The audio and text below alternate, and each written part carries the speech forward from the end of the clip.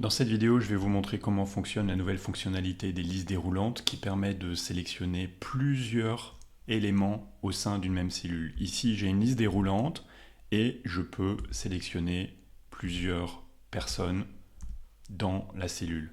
Avant, on n'avait qu'un seul choix et on ne pouvait pas choisir plusieurs choses. Aujourd'hui, ici, on peut choisir plusieurs éléments de la liste déroulante et les agglomérer dans une cellule. J'ai une liste de personnes ici que je souhaite assigner en groupe à des projets. Pour cela, je vais créer une liste déroulante. Je vais dans Données, Validation des données et on va ajouter une règle sur cette plage-là et le menu déroulant depuis une plage, on va sélectionner ici cette liste de personnes. Et donc, à partir de là, on peut sélectionner les personnes, mais seulement une personne. Ce qu'il faut faire ici, c'est j'ai les personnes, mais tout en bas, il faut autoriser les sélections multiples. C'est ça ce qui est nouveau. Et donc ici, on peut sélectionner plusieurs personnes dans la liste. Ce que je vais faire peut-être, c'est donner des couleurs. C'est pas nécessaire. On va faire ça rapidement. Quelques prénoms, quelques couleurs. Voilà. Bon, peu importe. Et vous voyez ici, si je vais dans Options avancées, on peut refuser la saisie ou simplement afficher un avertissement si le texte qui est saisi ne correspond pas à ceux de la liste déroulante sélectionnée. Et vous voyez que le style d'affichage est forcément en chip.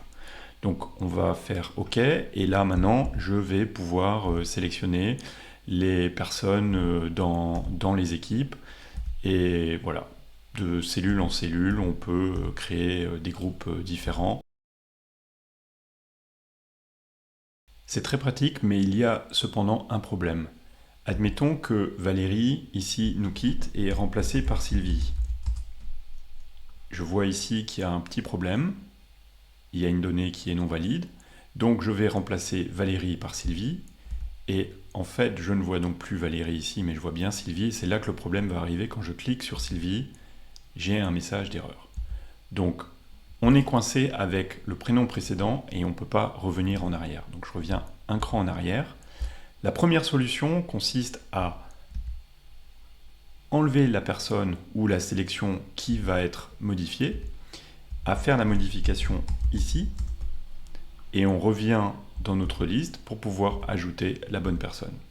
La deuxième solution, si on modifie Sylvie ici, et on rajoute Sylvie, et qu'on veut modifier, on veut supprimer Valérie de cette liste, et qu'on ne peut plus le faire, ben, il faut supprimer les données. Par exemple, là, on a Théo et Amélie dedans, et on veut rajouter Sylvie, donc il faut le savoir à l'avance. On va supprimer les données, et donc là, maintenant, on peut sélectionner Sylvie, Théo et Amélie. Voilà. Maintenant, si vous voulez extraire les prénoms qu'il y a dans une cellule, vous pouvez utiliser la fonction split.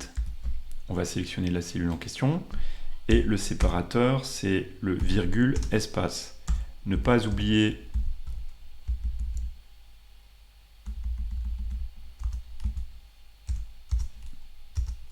N'oubliez pas l'espace après la virgule, sinon vous aurez un espace devant chacun des prénoms qui apparaît.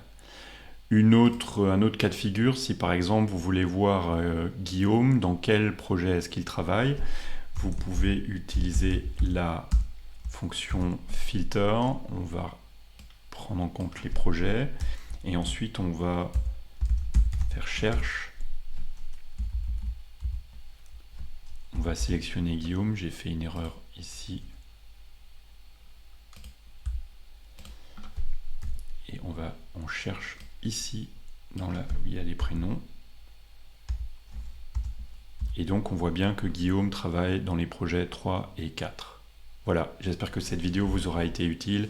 N'hésitez pas à vous abonner, merci.